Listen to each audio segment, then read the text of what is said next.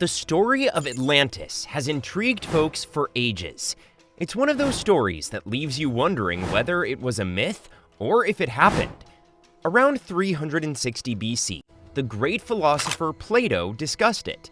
He said Atlantis was a highly developed metropolis that existed 9,000 years ago, was governed by the deity Poseidon, and contained the strange red metal orichalcum. It is the kind of tale that keeps you in suspense. Let's consider the possibility that Atlantis is more than simply a bedtime tale for a minute. What if there is truth there that is just waiting to be found? We'll go further into it today.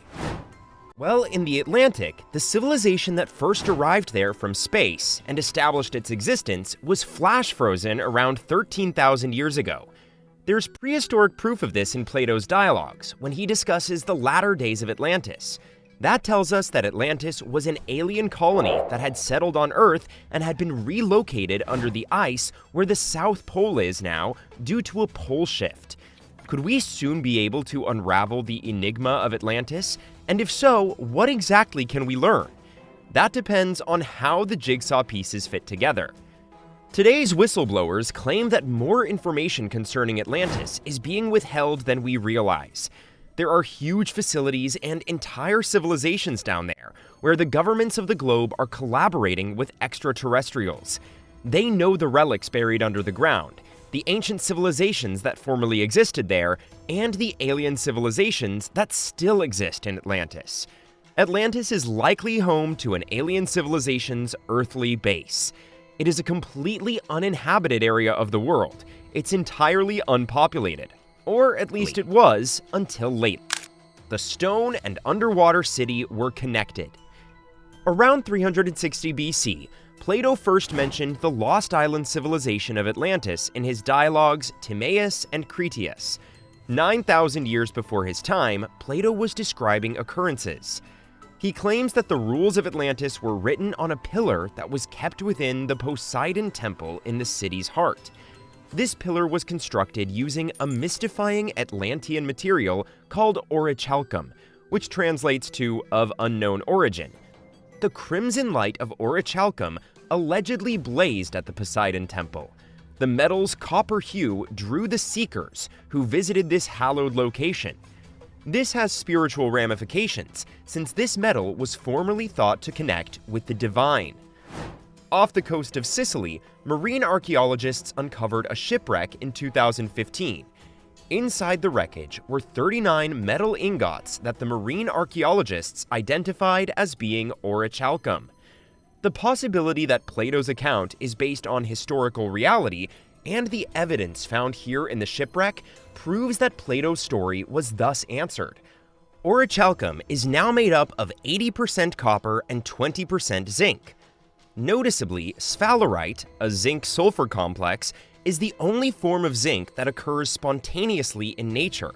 You must extract the zinc from this sulfide to produce zinc. That technology wasn't available then.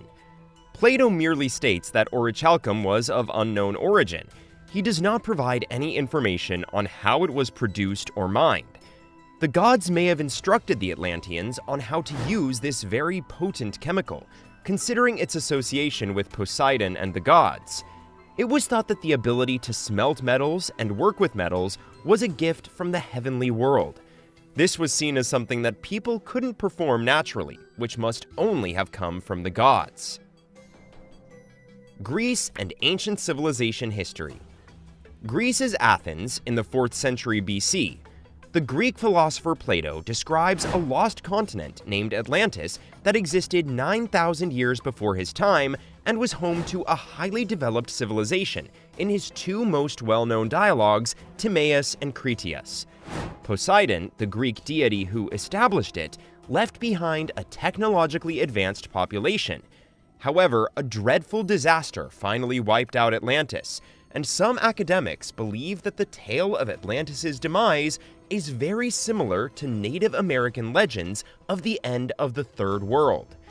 The Hopi and other Pueblo Indians believe that human avarice and straying from the spiritual truths of our Creator caused their horrific disaster.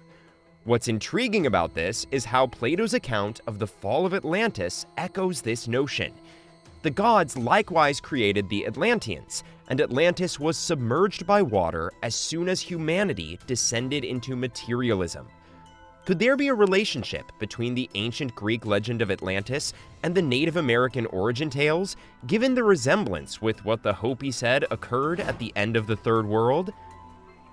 The narrative of the lost city of Aslan, which occurs in the legends of the Aztecs and various Native American cultures across the Southwest, is thought by ancient astronaut theorists to be a story related by early Native Americans that exhibits remarkable parallels to that of Atlantis. Based on the machine choruses and the Mohames and Hopi oral histories, this is regarded as the origin of civilization. As a result, several oral histories refer to Iceland's beginnings. Scholars disagree on the precise description of Aslan's appearance. However, the Aztecs said Tenochtitlan was built in Aslan's likeness. We may infer from that capital that they originated on an island surrounded by sea. Tenochtitlan was constructed into the lake, and causeways were created, giving it an Atlantean appearance. According to the Aztecs, the city of Tenochtitlan was founded by the deity Huitzilopochtli, offering ancient astronaut theorists another fascinating link to Plato's depiction of Atlantis. Poseidon is the ruler of Atlantis. Poseidon was now a space alien. Atlantis shouldn't be accessible to everyone. They desired separation in Atlantis, the same thing. They had some technology there that was secret and not accessible to the general population. Declare that it is the same. The fact that we have tales that are not only comparable but also exact makes me believe that possibly the same extraterrestrials visited these ancient civilizations.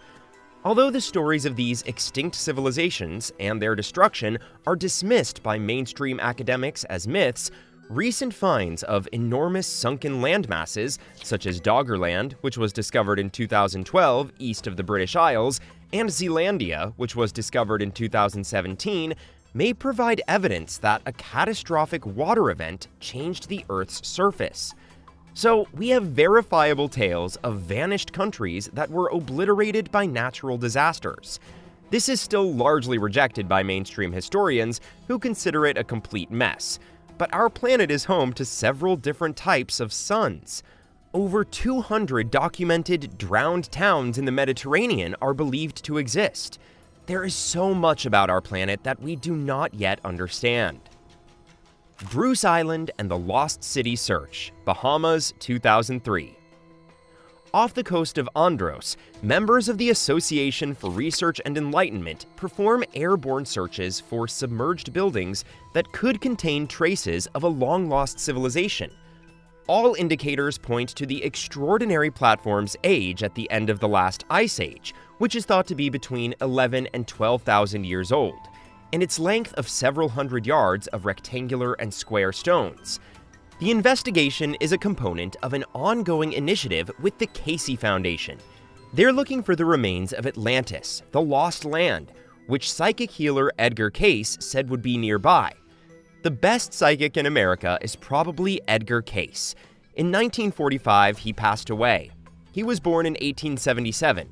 More than 14,000 psychic readings by him are recorded. Intriguingly, Cayce became interested in reincarnation and other related topics. Some of Cayce's customers were informed that they had previously lived in the supposedly fabled Atlantean civilization.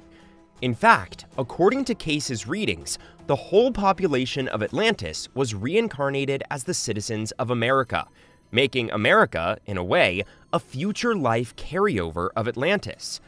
According to psychic readings, the Yucatan Peninsula, underwater in the Bahamas, and in Egypt near the Sphinx is where the Hall of Records details of this vanished civilization are said to be concealed.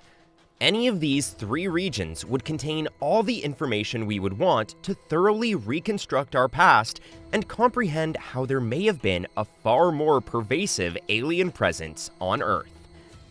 Could new archaeological discoveries in the Bahamas support Edgar Cayce's theory that a lost alien civilization once existed?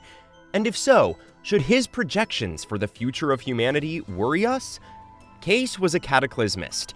and he often discussed pole shifts and Earth upheavals that devastated past civilizations in his readings. Around the turn of the century, according to Case, there will be another pole shift.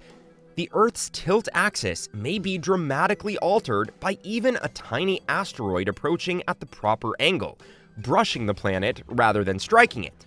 If that happened, Earth's land and oceans would be distributed differently. History is cyclical, and we may now be experiencing the same circumstances as the inhabitants of Atlantis. By discovering the precise cause of this forgotten civilization's demise, we might prevent repeating their errors and vanishing into obscurity. That's all for this video. We'll be back soon with another informative video. Don't forget to like and share this video.